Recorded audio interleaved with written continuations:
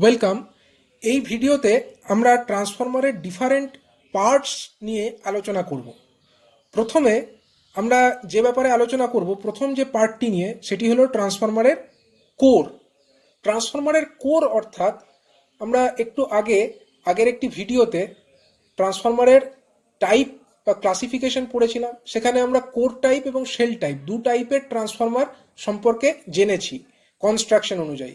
তো সেখানে যে চিত্র দেখানো হয়েছিল সেখান থেকে আমরা জানি কোর হচ্ছে সেই জায়গা, কোর টাইপ ট্রান্সফরমারের ক্ষেত্রে যার ওপরে ওয়াইন্ডিংগুলি জড়ানো থাকে, এবং শেল টাইপ কনস্ট্রাকশনের ক্ষেত্রে যে কোর তার মধ্যবর্তী যে স্থান সেখানে ওয়াইন্ডিংগুলিকে প্লেস করা থাকে। তাহলে কোরের কাজ কি?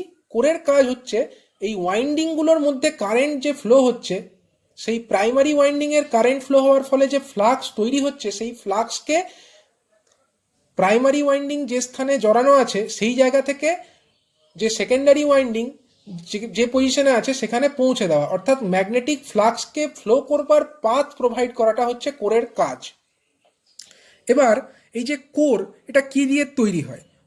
কোর মূলত যে মেটেরিয়াল দিয়ে তৈরি হয়, যদি নন ওরিয়েন্টেড হয়, অর্থাৎ যে ম্যাগনেটিক মেটেরিয়াল দিয়ে কোরটি তৈরি হবে সেটা যদি নন ওরিয়েন্টেড টাইপ হয়, তার যে ম্যাগনেটিক মেটেরিয়াল বা পার্টিকেলগুলো সেগুলো যদি কোনো প্রপার ওরিয়েন্টেশনে না থাকে, সেগুলিকে বলা হবে হট রোল্ড স্টিল বা HRS, অথবা কোল্ড রোল্ড নন ওরিয়েন্টেড স্টিল অথবা CRNOS। এটি হলো যদি নন ওরিয়েন্টেড টাইপ হয়, অর্থাৎ মেটেরিয়ালগুলির যে মলিকিউল সেগুলি কোনো প্রপার অ্যালাইনমেন্ট অনুযায়ী যদি সাজানো না থাকে।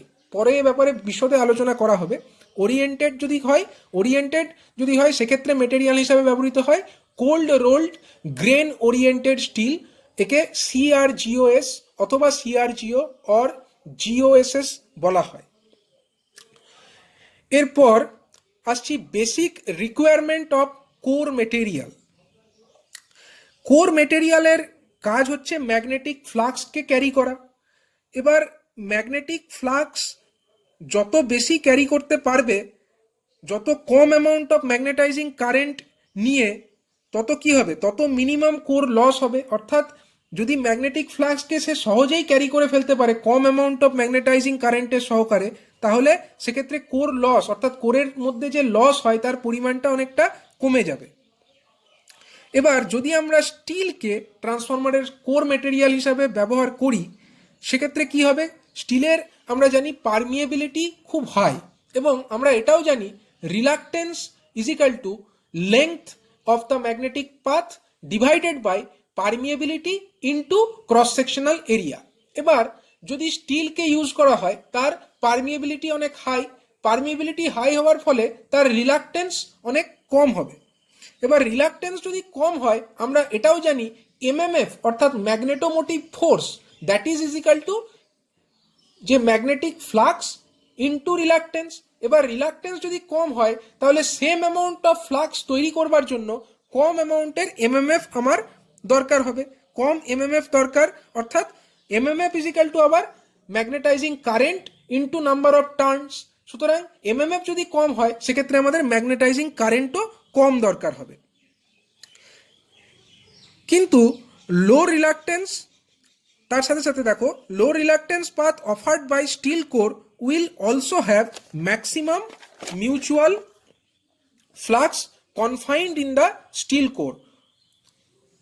এটাও একটা সুবিধা, যেহেতু এর পারমিয়েবিলিটি বেশি এবং লো রিলাক্টেন্স পাথ হওয়ার জন্য ম্যাক্সিমাম যে ম্যাগনেটিক ফ্লাক্সটা প্রাইমারি ওয়াইন্ডিংয়ের কারেন্টের কারণে তৈরি হলো, সেই ম্যাক্সিমাম অ্যামাউন্ট অফ ম্যাগনেটিক ফ্লাক্সটা কিন্তু কোরের মধ্যে কনফাইন্ড অবস্থায় থাকলো, এবং সেইটাই কিন্তু মিউচুয়ালি ফ্লাক্স হিসাবে বা মিউচুয়াল ইন্ডাকশনের জন্য সেকেন্ডারি ওয়াইন্ডিংকে লিঙ্ক করলো, এবং ম্যাক্সিমাম অ্যামাউন্ট অফ ফ্লাক্সটা যেহেতু কনফাইন্ড থাকলো, তার জন্য কিন্তু লিকেজ ফ্লাক্সের পরিমাণটা অনেক কমে গেল। সুতরাং স্টিলকে ম্যাগনেটিক মেটেরিয়াল হিসেবে ব্যবহার করার দুটি উপকারিতা পাচ্ছি আমরা। প্রথমত, এতে ম্যাগনেটাইজিং কারেন্ট কম হচ্ছে, ম্যাগনেটাইজিং কারেন্ট কম হওয়ার জন্য তার যে কোর লস তার পরিমাণটা কমে যাচ্ছে, এবং দ্বিতীয়ত এক্ষেত্রে লিকেজ যে ফ্লাক্স তার পরিমাণও কিন্তু অনেক কমে যাচ্ছে। দুটি সুবিধা থাকা সত্ত্বেও একটা ডিসঅ্যাডভান্টেজ হচ্ছে স্টিলের জন্য কোর লস বাড়ছে। এর কারণ কি?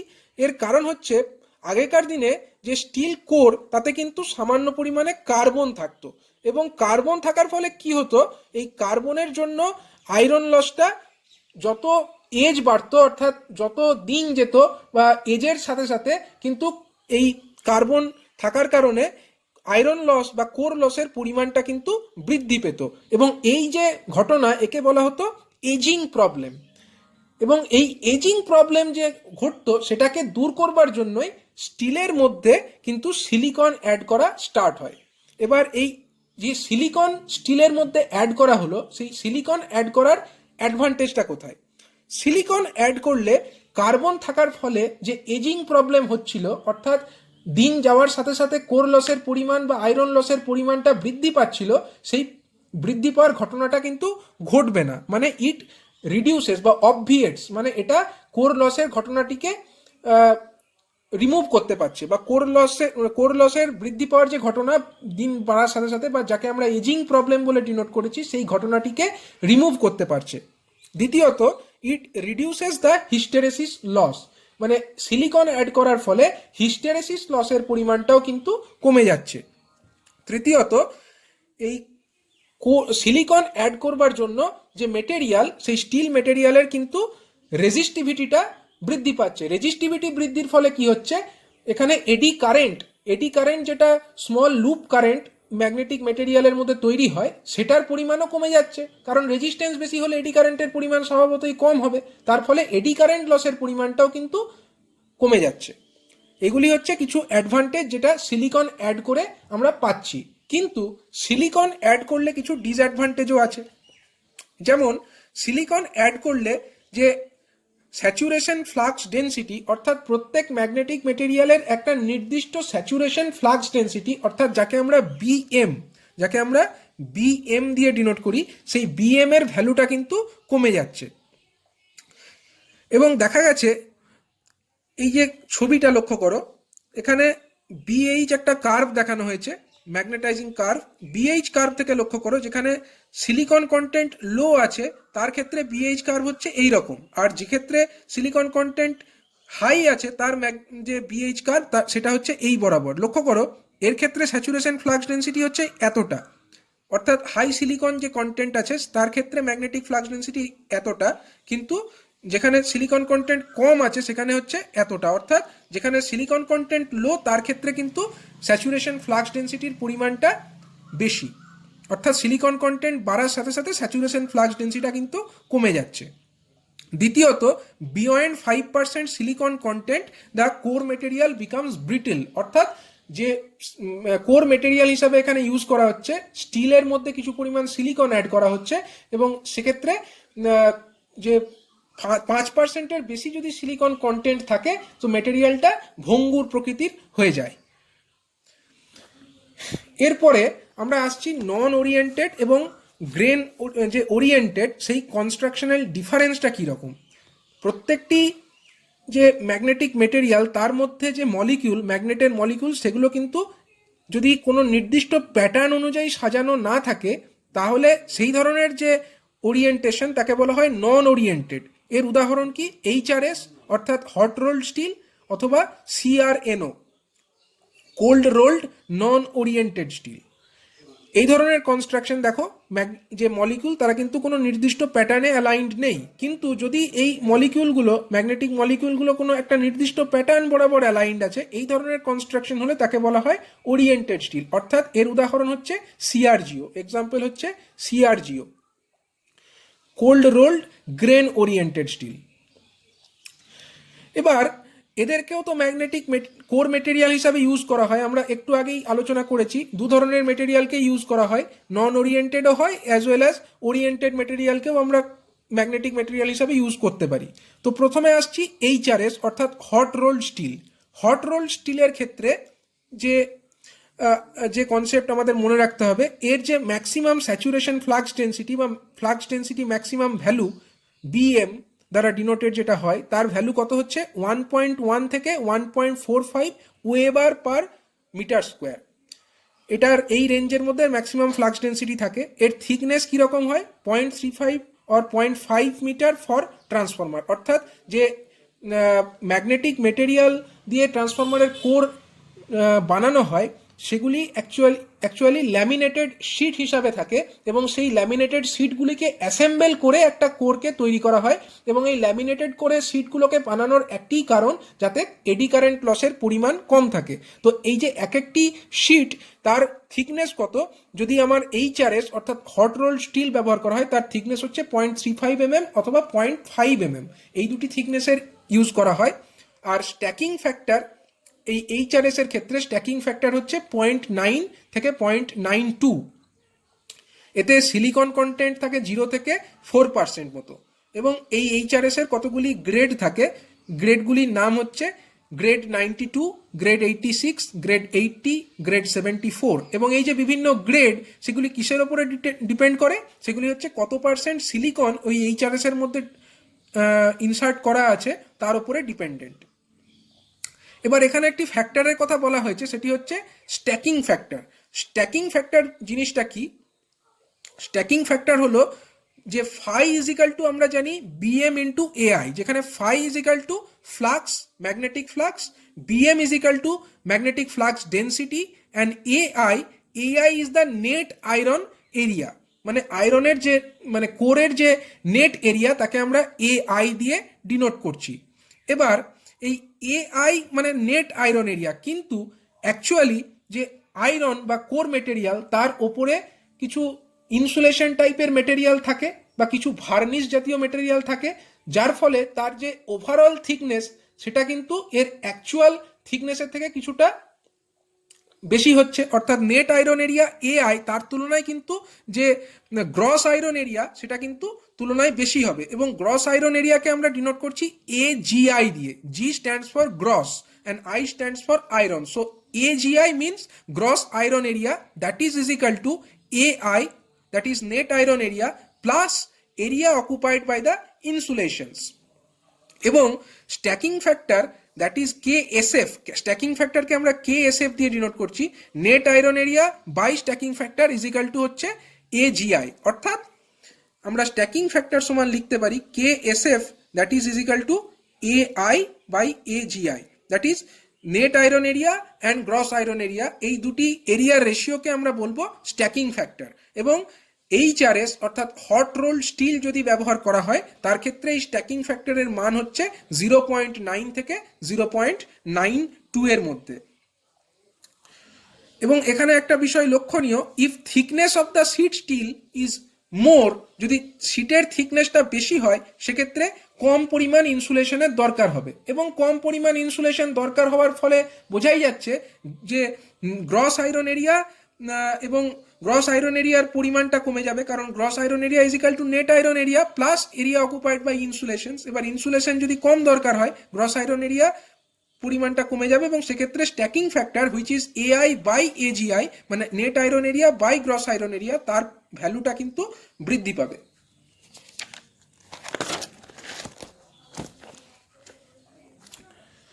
এবং আরেকটা বিষয় লক্ষণীয়, যদি স্টিলের সারফেসটা স্মুথ হয় তার ক্ষেত্রেও কিন্তু স্ট্যাকিং ফ্যাক্টরটা বেটার হবে অর্থাৎ একের কাছাকাছি হবে।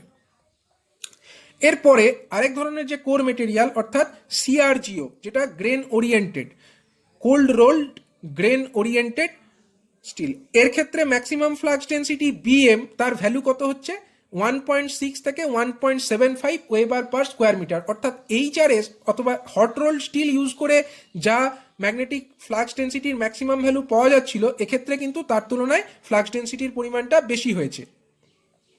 দ্বিতীয়ত এর স্ট্যান্ডার্ড থিকনেস হচ্ছে 0.35 অ্যান্ড 0.33 mm, এই দুটি থিকনেস। অ্যান্ড স্ট্যাকিং ফ্যাক্টর দেখো, স্ট্যাকিং ফ্যাক্টরের ভ্যালু এর ক্ষেত্রে কিন্তু 0.96 টু 0.98, অর্থাৎ এর আগে যে হট রোল স্টিল ছিল তার তুলনায় কিন্তু এর ক্ষেত্রে স্ট্যাকিং ফ্যাক্টরের পরিমাণটা তুলনায় বেশি।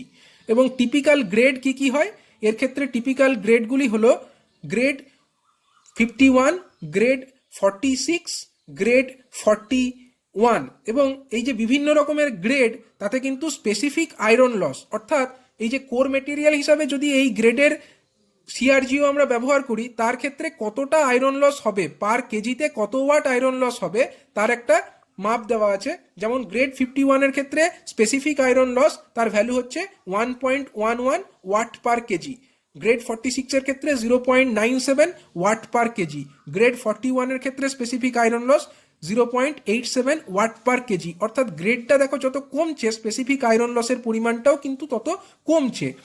এবং সিলিকন কন্টেন্ট এর ক্ষেত্রে হবে লেস দ্যান 3.5%। অর্থাৎ সিআরজিওকে যদি আমরা কোর মেটেরিয়াল হিসাবে ইউজ করি সেক্ষেত্রে সিলিকন কন্টেন্টের পরিমাণটি 3.5%-এর থেকে কম হবে। এবং এক্ষেত্রে আরেকটি বিষয় লক্ষণীয় যে সিআরজিওকে যদি আমরা কোর মেটেরিয়াল হিসাবে ব্যবহার করি তাহলে আমাদেরকে এইটা লক্ষ্য রাখতে হবে যে ডাইরেকশন অফ ফ্লাক্স যেন ডাইরেকশন অফ গ্রেন ওরিয়েন্টেশনের সঙ্গে সেম হয়। যদি ডাইরেকশন অফ ফ্লাক্স এবং direction of grain orientation different হয়ে যায় সেক্ষেত্রে কিন্তু ম্যাক্সিমাম ফ্লাক্স ডেন্সিটি, যেটা এক্ষেত্রে আমরা 1.6 থেকে 1.75 পাচ্ছিলাম, তার থেকে অনেক কমে যাবে এবং সেক্ষেত্রে ম্যাক্সিমাম ফ্লাক্স ডেন্সিটির পরিমাণ কিন্তু এইচআরএস এর থেকেও কমে যেতে পারে। ডাইরেকশন অফ গ্রেন ওরিয়েন্টেশন, এখানে লেখাটি ভুল আছে, মানে advantage of using CRGO may be best explored if direction of flux coincide with the direction of grain orientation. Direction of grain orientation, and if the direction of flux path and direction of rolling are mutually perpendicular to each other then it can be even worse than HRS, মানে তখন কিন্তু এটা HRS এর থেকেও কম flux ডেন্সিটিতে কাজ করবে। আরেকটি মেটেরিয়ালকে আমরা ইউজ করতে পারি অ্যাজ এ কোর মেটেরিয়াল, সেটা হচ্ছে অ্যামোরফাস মেটাল। এটাকে অনেক সময় গ্লসি মেটালও বলা হয়। এতে 80% আয়রন থাকে, প্লাস নিকেল অ্যান্ড কোবাল্ট থাকে, প্লাস এক দুটো মেটালয়েডস থাকে, metalloids like carbon, boron, silicon. And এই মিক্সচারটাকে হিট করা হয়, তারপরে এটাকে ঠান্ডা করা হয় রোলিং ড্রামের ওপরে খুব হাই স্পিডে। এবং এক্ষেত্রে এর যে ম্যাক্সিমাম ফ্লাক্স ডেন্সিটি হচ্ছে 1.5 টেসলা অর্থাৎ 1.5 weber per square metre. Saturation flux density এর পরিমাণ হচ্ছে 1.5 ওয়েবার পার স্কোয়ার মিটার বা টেসলা। এটা কিন্তু সিআরজিওর তুলনায় কম, কারণ সিআরজিওতে এটা 1.6 এর কাছাকাছি ছিল।